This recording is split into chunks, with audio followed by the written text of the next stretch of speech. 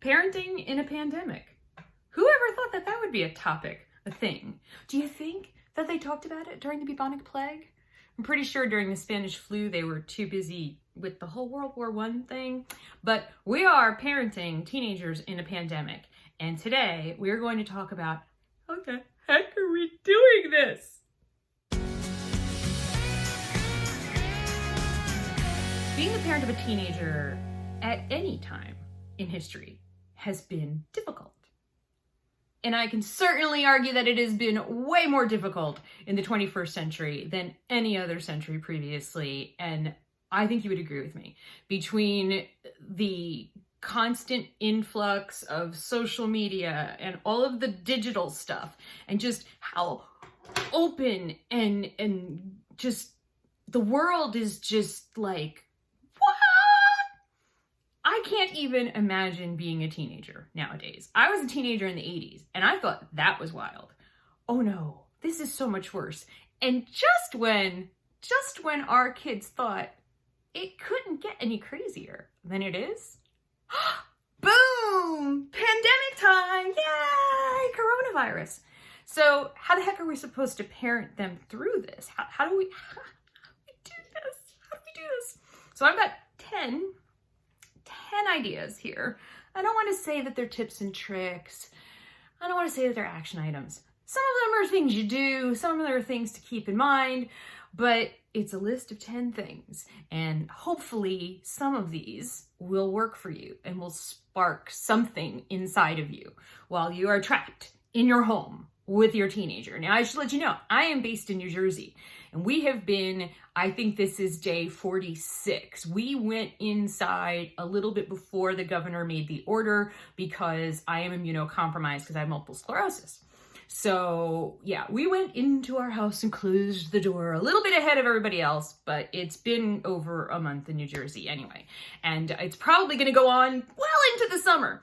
So it's gonna be a good time, but we are making it work. And so I want to share with you the ways that we are making it work, and hopefully these things will help you. Okay, so the first thing is, I know that for a lot of parents and just, people who deal with teenagers, the frustration is that teenagers think everything is about them. Well, everything is actually about them, really. They are the future. They are about to become adults. They're the next generation, like literally.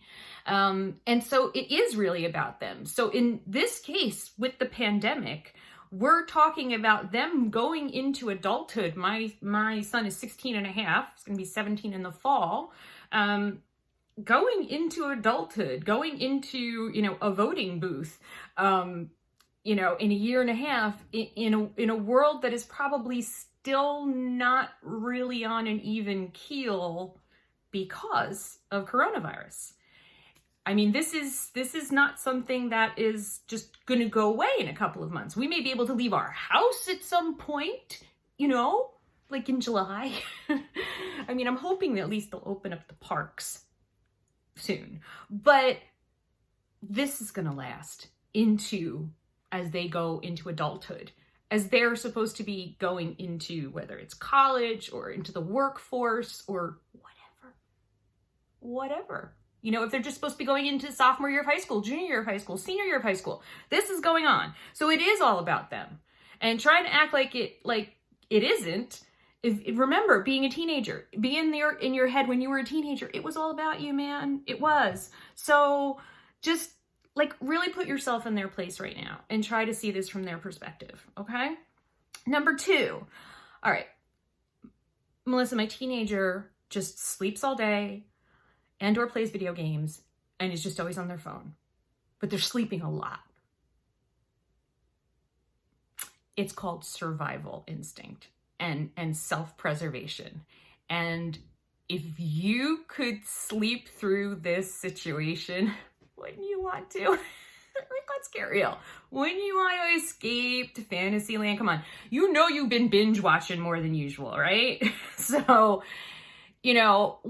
whatever your child is doing to protect themselves from this stress. Let them do it. And I want to point out something really important about the phone, and chat rooms and video games and things like that.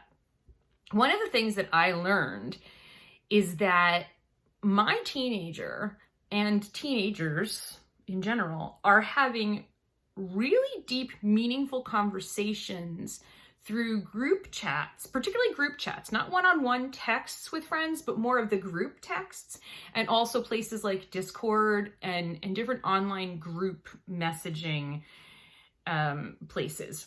They're having really deep, really meaningful conversations and talking about things that are really important to them in a way that surprised me, because I've been around when they're together and I hear what they talk about when they're together, even if I'm not in the room.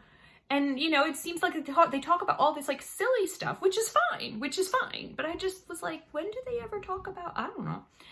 And then I tried to think back to my teenage years, and I think that we probably did our most emotional talking either on the phone, like lying in your bed on the phone, or through notes that we passed in school.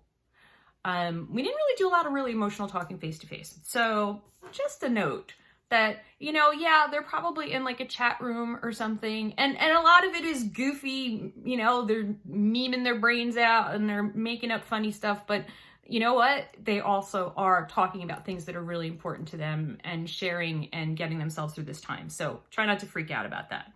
Okay. Number 3, you think your child might be depressed. Newsflash, they are. Pretty much everybody right now is at some level of depression.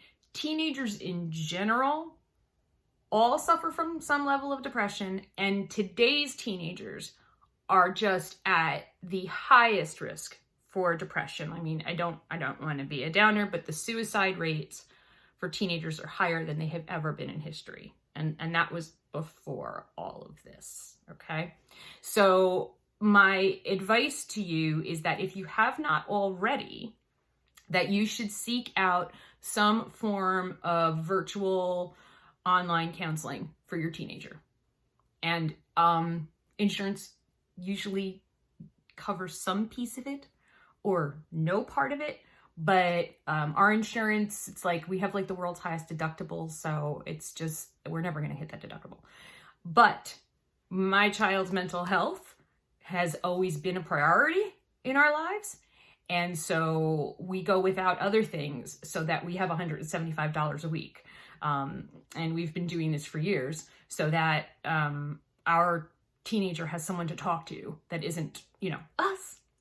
And so I really, really recommend that you look into that. I will put some resources down in the links below of things that you can try. That might be helpful. Okay. But why are they depressed?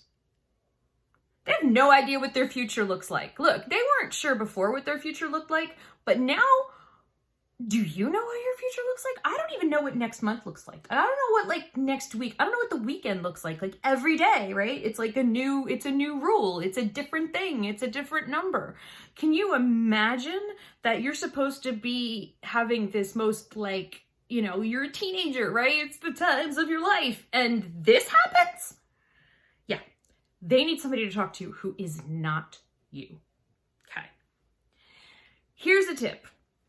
Communicate with your teenager by writing letters to them.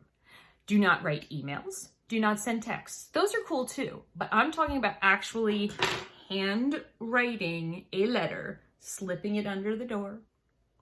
Let them know we don't need to talk about these letters. I just want to share my heart with you. I don't expect you to write back. If you want to write back, that's great. And we don't have to talk about what we talk about in the letters. Like, what is that about, Melissa? Why would I do that? So this comes out of my own teenage life and my own experience. My father and I had a very difficult relationship. My parents divorced when I was an infant. So go figure that out. And there were so many things that I wanted to say to him. And I had like this anger and this frustration and like just, But talking to my dad was just not happening, not happening, not happening. So I decided, you know what? I'm going to write it in a letter. I'm going to stick it in the mail. So I started writing my dad these letters, which he never talked about. I never talked about them. He never talked about them. When we saw each other, we never talked about the letters. But I realized later on as I got older and I looked back that my dad did some things and made some changes in the way we communicated and kind of things that he did that came out of those letters, that came out of things that I expressed to him in those letters. And so that has become something that as my teenagers started getting into the doesn't really talk to me about stuff that much anymore phase, that I started writing letters. And sometimes I'll write a letter and I don't get a letter back, and that's fine. I always said, like, you don't have to ever write back. And sometimes I wake up and I have a letter back, and it's good. It's good. And we don't have to talk about what's in the letters. And so it's a really good way to communicate. And I think that might be, especially when you're all like in the house together all the time right now, it's like, there's no buffer zone. There's no like, all right, we're going to have this conversation and then I'm going to go to work and you're going to go to school, or like, you're just always there. So it's really awkward. So that might be something that you want to try. I highly recommend that you learn this sentence. This is number 5. If you're like one of those people who likes to know what number we're at on the list. Okay, here's the sentence. I wrote it down. If you want to talk, I promise I will listen. Just listen. I won't say a word. You know, this is scary. You're like, what? I don't get to say a word? That's right. I am here to listen to you anytime, day or night. No judgment. No judgment. This is big. No judgment. I will listen to you without judgment. I will not offer advice. I will not offer words of comfort, any words at all, unless you specifically ask me to. And you can say anything. You can talk about something that's really important and personal and emotional, or you can just talk about what's going on in your favorite anime. Whatever you want to talk about, I am here whenever you want me to listen. And I promise I will just listen unless you ask me to participate in the conversation. You're like, what the heck kind of stupid thing is that, Melissa? I will tell you. As parents, we are programmed to try to make it better. And in conversations, we are often making it so much worse. Oh my God. I had to figure this out through therapy. That's why therapy is good. And family therapy is great. Because I thought I was helping. We'd talk about something and being worried about something, or a feeling or a thought about something, and I would try to provide words of hope or inspiration or share my own experiences. And guess what? My kid does not give a crap what it was like for me when I was a teenager. Again, it's all about them. They do not want to hear about what it was like when you were a teenager. Now, sometimes, yeah, we talk about that, but sometimes when they're talking to you, they just really need you to hold space for them. Holding space for someone means that you're there, you're present with them. You're not on your phone, you're not watching TV. You are present with them, you are paying attention to them, you're listening to them. Give them some sort of physical cue that you are listening to them, nodding, looking at them. I know that's a little bit harder for guys. My husband and I we're constantly working on his nonverbal communication cues because he has none. It's like, I even yell at him all the time. I'm like, are you even listening to me? So that's really important. They need to know that you're listening, okay? But you can't say, you can't just like jump into the conversation. If you every once in a while want to say something like, okay. You're there, but don't make it sound like you're judging them. Number 6, turn off the briefings on the TV. Okay, this was hard for me, okay? I was watching Cuomo, then Murphy, then the president, every day. Every day. You know what? It was messing with my emotional, mental, and psychological stability. So I don't know what my poor teenager was feeling like every day sitting there, seeing me sitting there in front of the television watching this, and just like these death toll numbers and all of this stuff. So try to turn it off. You know what? Get a news blast once a day of what you need to know, or watch the briefings like where they can't see you watching the briefings, because the briefings are scary and they're really not good for you. There's another thing you can do. So when my mom comes here once a week, she does like to watch the president's briefing. So we watch the briefing, but we make fun of the people. And so we turn it into something funny, because humor is a big self-preservation technique for our family, is like gallows humor or humor in general. So there's like General Eyebrows and there's Dr. Scarf. And then we're all like, oh, Grandpa's gonna tell us about the time he closed our borders with China again. And we laugh about it while we're getting the information. And so somehow that creates a little bit of like a softening of the horror of it. Number 7, offer family time all the time, but do not insist on family time. What? Okay. So I had visions of our pandemic lockdown was going to be like us playing like board games, and like I signed up for Hunt a Killer. We were gonna like do this mystery thing together. And like, I don't know why I thought that somehow pandemic family life was gonna be different than regular family life, but it turns out they're exactly the same and a little bit worse. But we didn't do those things before we got locked in the house. What the heck we can do them now for? But every night, every day we offer, hey, if you want to play a game tonight, you want to watch a movie, we like to watch bad movies, like to watch really bad B movies. So it's like, hey, you want to watch a really bad movie with us tonight? Or I stay up later, and after my husband goes to bed, I'll offer again, hey, do you want to watch a really stupid movie with me? Or do you want to watch like a Barbie movie with me, like something from his childhood? And sometimes the answer is yes, but the offer is always there, and he knows the offer is always there. And I think that's really important. Don't insist on it, but make sure that they know that it's always there. Number 8, please do not let them hear you fighting or freaking out about money or any of this stuff. There's a balance between being real and scaring the crap out of your kid, okay? So like last Thursday, I was just in a really bad place. Really, really bad place emotionally. So I took that downstairs to the basement with a blanket and a pillow, where I curled up in the fetal position and sobbed uncontrollably into my pillow. Because I did not want my teenager to see me completely fall apart. Now, my child has seen me through this, and at other times in life, it's not that I don't let my child see me cry. My child has seen me cry through this. My child has seen me shed tears over what's going on, has seen me shed tears over just, how horrible this all is, because I want, we need to be real, right? But there's a level of real that we need to shield them from.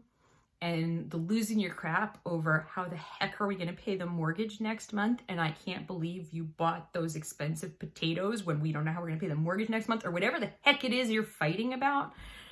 Don't do that in front of your kids. You should never do it in front of your kids, but you certainly shouldn't be doing it in front of your teenager right now, because they're already freaked out, okay? They don't need to see how badly freaked out you really are, okay? So don't do that. Number 9, show them how you are making use of this time in a positive way. So I'm taking a bunch of courses. Now, the funny part is, for my teenager and myself, this isn't a huge change for us, because we homeschool, and he and I are home all day together every day in the normal world. And we go out a couple of times a week, so we're just not going out a couple of times a week. But also, some parts of my business are not as active, and so I do have some extra time on my hands. So I am taking some courses. I cleaned my office. I redecorated. I got my Vita Vita Vegemin. I've got this. I love this picture. Where is it, Cameron? I love this picture. This is like this thoughtful picture of my child has always been one of my favorites. And so now it's here in my office with me, along with my Rocky thing and my Buffy the Vampire Slayer. So, you know, like I reorganized my office. I cleaned it. I purged. So show that they can be doing some positive stuff in this time, learning new things, trying new things, just, you know, not just like going into the darkness or going into the digital space. Like, what can you be doing in the real world? Number 10, most important thing, I think right now more than ever, but kind of an always thing, is don't pretend that you know what is going to happen and that everything is going to be okay. Okay, we don't know that, and teenagers have a really good BS sensor built in, and the minute you try to tell your teenager, don't worry, everything is going to be okay, they just completely stop listening to you. So I can't say that, right? I'm like, look, I hope that there's a lot of good things that are going to come out of this, and I know a lot of bad things are going to come out of this. I know that. You know, and I don't know what those are going to be. And I have hope and I have faith and I have beliefs, and I'm seeing some positive things, but I also know that our lives are going to change in ways that are not going to be comfortable or okay. And we're going to adapt, and we're going to do it together as a family, and we will get through this as a family. And in that way, I know that it's going to be okay. Because as long as we're together in some form, it will be okay. Because we'll do it together. And we're here for you, okay? But I am not going to sit here and tell you that I know that everything is going to be okay. Because I don't, you know? And I don't want to lie to you. Teenagers are pretty smart, you know? Like, they're almost adults. So like, don't blow smoke up their heinies, right? So I think that's the most important thing, is to be real, but to also in there convey whatever your faith or values or beliefs are, or whatever your family stands for. Definitely convey that in that message. You know, my husband and I do have faith. We have tremendous faith. And I believe, and my husband believes that God's hand is in this. My child is not there. My teenager is not there in terms of faith. He's in the I'm an agnostic stage of teenager life, which is better than I'm an atheist, which was like a couple years ago. So, you know, we're making progress. But, you know, I make sure that we always talk about that. We always talk about that's where Daddy and I are coming from on this, and that we have faith and we have hope and we have belief, but we also know that things are never going to be the same. And some of the things that are never going to be the same, we're going to mourn over the things that we've lost. It's okay to grieve. But there's going to be some wonderful new things that we never expected that are going to come out of this. So that's the reality. I hope that these 10 things, I don't know what they are, but let's 10 concepts for parenting during the pandemic. I hope they are helpful for you. I am going to put some resources about counseling and text hotlines and things like that down below, because I think it's really important that they are there for both you and your teenagers during this time. And just like I keep saying to everybody, hang in there, because like we don't have a choice, right? That's all we can do. So just be there, be real, be present, and we are going to get through it, because we just are. And if this video was helpful for you in any way, please share it with a friend who also has teenagers. Thanks so much. Take care and stay well. Bye.